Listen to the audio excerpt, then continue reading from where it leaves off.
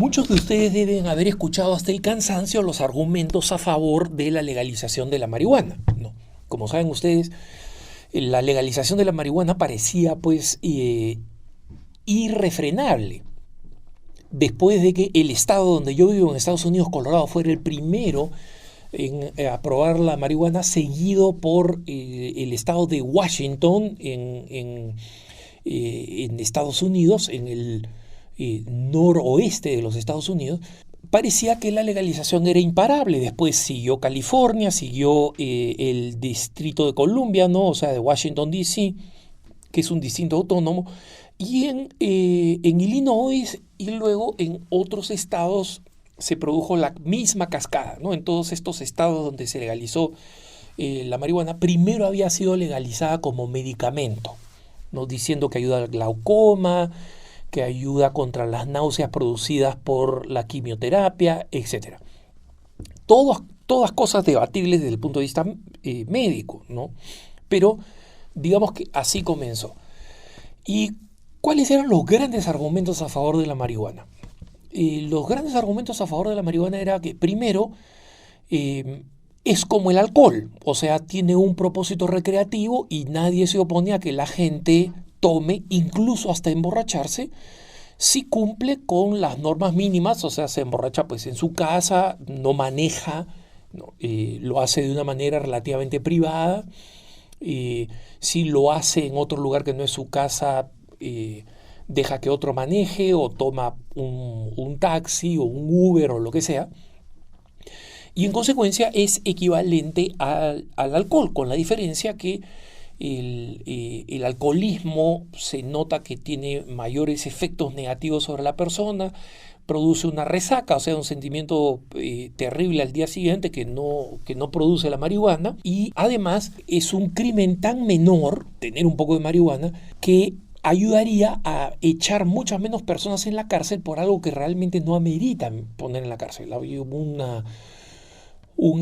cabeza de humo, como dicen en Estados Unidos, que por ahí pues se compró un par de pitillos. ¿Para qué meterlo en la cárcel? ¿Para qué ponerlo en problemas, ¿no? Entonces, y luego sería también una medida contra el problema que produce un mercado ilegal, que genera una mafia, ¿no? Genera sicarios, genera violencia, genera tráfico de un producto que al final va a seguir teniendo demanda, una demanda muy grande, y que si es que se legalizaría, acabaría con todas estas de tener pues gente en bandas, guerras de bandas por la marihuana, y además produciría una cantidad muy importante de impuestos, ¿no? Como produce el alcohol y el tabaco.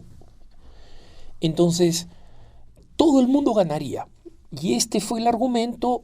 La gran mayoría del estado de Colorado estuvo a favor de ello. En los otros estados donde también fue sometido a referéndum ganó masivamente por popularidad, y todo el mundo contento diciendo, bueno, mira, incluso la cantidad de dinero que va a generar para pagar por impuestos es dinero que se puede utilizar para la educación, ¿no? Además, varias leyes para, digamos, ablandar a los que se oponían a la legalización de la marihuana.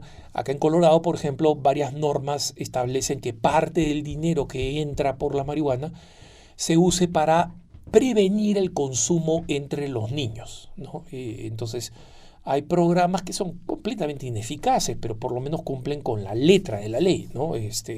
Hay avisos en televisión, habla con tu papá, ¿no?, sobre la marihuana, dirigidos a los niños en los programas de niños. Pero ¿qué cosa ha pasado? ¿Por qué en Estados Unidos este proceso que parecía que iba a terminar pues corriendo por todos los estados se ha frenado, ¿no? Entonces, acá primero hago un paréntesis, porque varios de mis amigos católicos practicantes serios votaron a favor de la legalización de la marihuana. Y votaron a favor porque veían todas estas razones prácticas, porque decían, bueno, ya no va a ser peligroso, ya no la van a vender pues ilegalmente en la esquina del colegio de mis hijos, sino que van a tener que venderlos en estos dispensarios que son controlados, donde solamente pueden entrar personas mayores de 21 años, es decir, todas estas normas que se aplican en las licorerías igual, ¿no? O sea, básicamente las mismas leyes que se aplican al alcohol. Entonces nadie va a estar vendiendo en la esquina de mi casa, de mi colegio. Y por estas razones prácticas y también por ignorancia, porque, digamos, existe magisterio, ¿no? Existe doctrina en pronunciamientos de la Iglesia, desde el Catecismo de la Iglesia Católica hasta documentos de la Congregación para la Doctrina de la Fe, que explican, mira, la razón por la cual la Iglesia se opone a la legalización de las drogas es porque la legalización de las drogas tiene un carácter pedagógico, o sea, la ley tiene un carácter pedagógico. ¿Eso qué cosa significa? Que la ley enseña, ¿no? Entonces, todos nacemos, digamos, sabiendo cómo cerrar un puño, ¿no? Todos sabemos cómo cerrar un puño y cómo dirigirlo para golpearle a alguien en la cara. Un niñito aprende eso desde que es bebito, ¿no? Y más bien hay que enseñarle que eso no está bien. Y la ley señala que si tú golpeas a alguien en la cara por pura violencia, estás cometiendo un abuso, ¿no? Y la ley existe para eso. La ley enseña. La ley no solamente castiga y previene, la ley enseña. Entonces esa es la razón por la cual nosotros queremos que los hijos no crean las drogas están bien.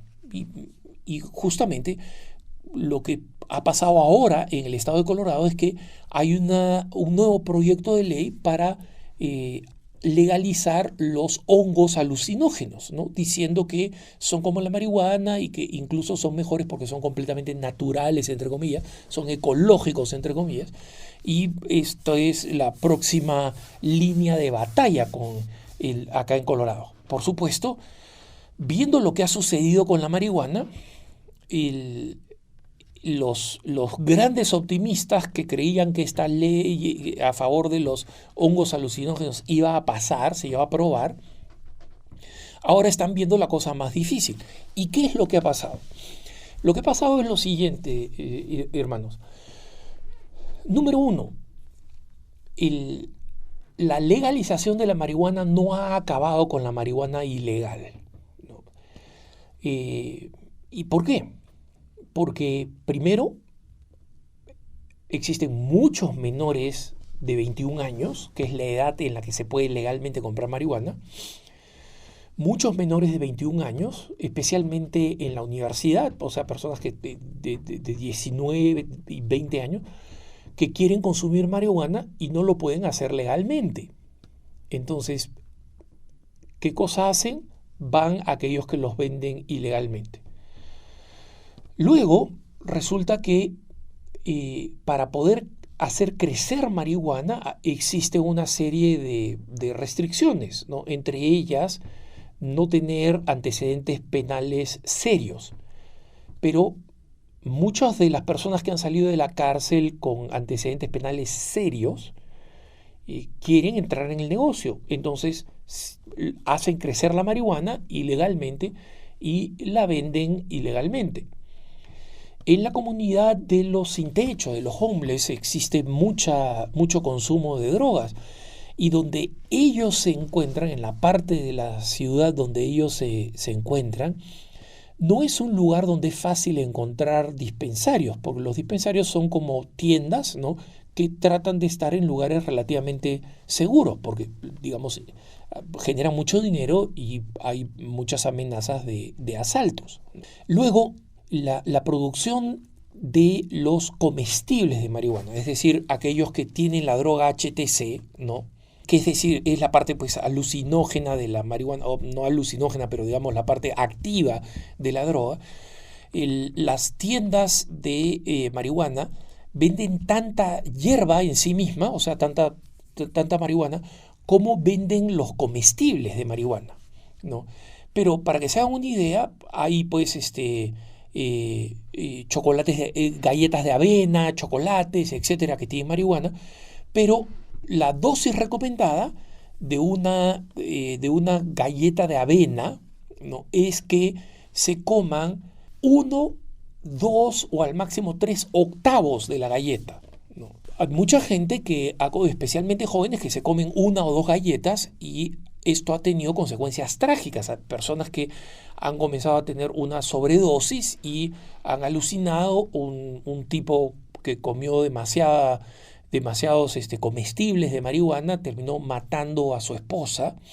Un joven se arrojó desde la ventana de su dormitorio en la Universidad de Denver. Entonces, y no son pocos los episodios, ¿no? Y luego, uno de los accidentes más trágicos que sucedieron en los alrededores de Denver, en la carretera 70, fue en la víspera de Navidad, el día anterior de Navidad. Una mujer que estaba completamente sobresaturada de marihuana, ¿no? Y terminó cruzando la vía divisoria y matando a una familia completa, ¿no? Entonces, que estaban viniendo a Denver a celebrar la Navidad con el resto de sus familiares. Entonces, estoy hablando de algunos de los casos más trágicos, pero no son los únicos que hay, ¿no? Entonces, en términos de tragedia, de efectos en el consumo los efectos en la sociedad, se han dado varios casos que son complicados. Les menciono otro, por ejemplo. En Denver hay un crecimiento económico, bueno, hasta antes, digamos, del coronavirus, y supongo que después va a retomar cuando pase toda esta época confusa del coronavirus, pero en Denver, hasta antes del coronavirus, había una presión creciente para contratar conductores de los buses, ¿no? Y esta presión creciente, porque cada vez más personas querían movilizarse hacia el centro de la ciudad, donde están creciendo el número de trabajos, etcétera, movilizarse con bus, porque es muy costoso estacionar en el centro de Denver. Una de las razones por las cuales no era posible contratar para la empresa de transporte urbano, que estaba pagando muy bien, y no solamente pagando muy bien, sino dando un seguro de salud buenísimo, ¿no? Que es algo difícil de encontrar en Estados Unidos. Y la razón era que obviamente los candidatos a manejar tenían que ser personas relativamente jóvenes y tienen que pasar una prueba de drogas.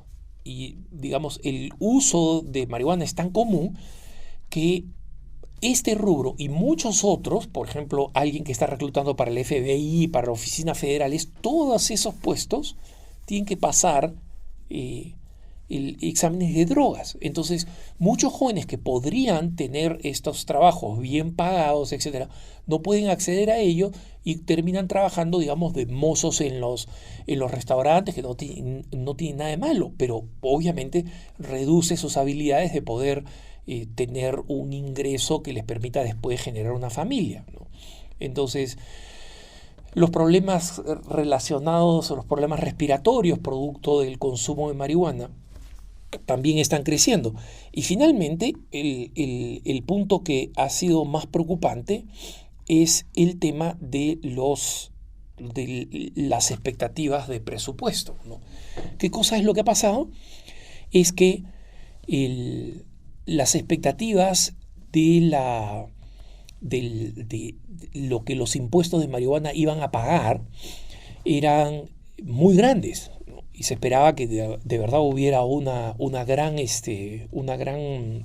gran movimiento a favor de incrementar la producción y la venta de marihuana por el efecto positivo que iba a tener sobre los presupuestos. Pero resulta que en Colorado, en el estado de Colorado, el impuesto por marihuana cubre el 0.9% del presupuesto, o sea, ni siquiera uno.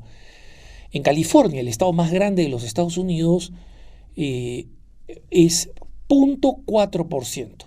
En el estado de Washington es 0.3%. En el estado de Alaska es 0.2%. En el estado de Oregon es 0.1%. Y en el estado de Nevada, donde está Las Vegas, ¿no? Y donde se esperaba una gran lluvia de ingresos, es 0.04%. O sea, prácticamente nada, ¿no? Y hay una organización que no tiene nada de religiosa que se llama SAM, ¿no? Que significa, es la sigla para Smart Approaches to Marijuana, o sea, una aproximación inteligente a la marihuana. ¿Y a qué se dedica esta organización? Básicamente se dedica a prevenir que la industria de la marihuana se convierta en lo mismo que la industria del tabaco. ¿Por qué? Porque están viendo que eso es exactamente lo mismo que está aconteciendo. Como saben ustedes, la industria del tabaco es una industria multimillonaria con una fuerza de imponer, de hacer lobby, de hacer presiones para que se cambien las legislaciones, y que ha terminado creando una epidemia de consumo de tabaco, y que es dificilísimo de combatir, porque a pesar de que todos los estados en Estados Unidos tienen una cantidad grande de leyes contra el tabaco, no pueden aparecer en televisión, en comerciales, no pueden poner paneles en algunos estados. Prácticamente les han cerrado todas las puertas de hacer publicidad. Pero tiene tanto dinero la industria del tabaco que hace lo siguiente. ¿No han notado ustedes cuántas personas fuman en las películas de Hollywood? Bueno, estas películas, que pueden ser películas muy buenas, interesantes, la industria del tabaco invierte en estas películas o en series de televisión donde se vean a las personas fumando, para que los jóvenes vean modelos, personas que fuman y que están bien, ¿no? Y todos son personas bonitas, son personas que no tienen problemas de salud, ¿no? Entonces, lo mismo está sucediendo con la marihuana. Resulta que la marihuana está dando estas cantidades minúsculas, o sea, menos de la mitad de lo que se esperaba, ¿no? Y sin embargo, en el estado de California, por ejemplo, ya se están organizando igual como se organizaron la industria del tabaco para hacer lobby. ¿Cómo hacen lobby la industria del tabaco, por ejemplo? Junta a pequeñas tiendecitas, a pequeños centros de venta de tabaco de las gasolineras, por ejemplo, o de las bodeguitas o tiendas de la esquina, ¿no? Y hace parecer que estas personas del pueblo, digamos, están pidiendo que se bajen los impuestos al tabaco. Y lo que quieren es que simplemente aumenten los ingresos. Si bajan los impuestos, aumentan los ingresos. Y el impuesto al tabaco es un impuesto muy duro, más duro que el de la marihuana. Entonces, mientras los estados están comenzando a considerar, oye, las ganancias de la industria de la marihuana se están comenzando a convertir similares a la del tabaco. Entonces resulta que esta gran liberación que prometía la legalización de la marihuana está creando otro conglomerado y otro lobby con enorme poder que va a terminar influyendo negativamente en los estados. Entonces, una vez más, la lección de siempre, hermanos. El sentido común, que normalmente la iglesia representa, tiene razones para objetar lo que objeta. Y los hechos suelen terminando dándole la razón. Que tengas un buen día.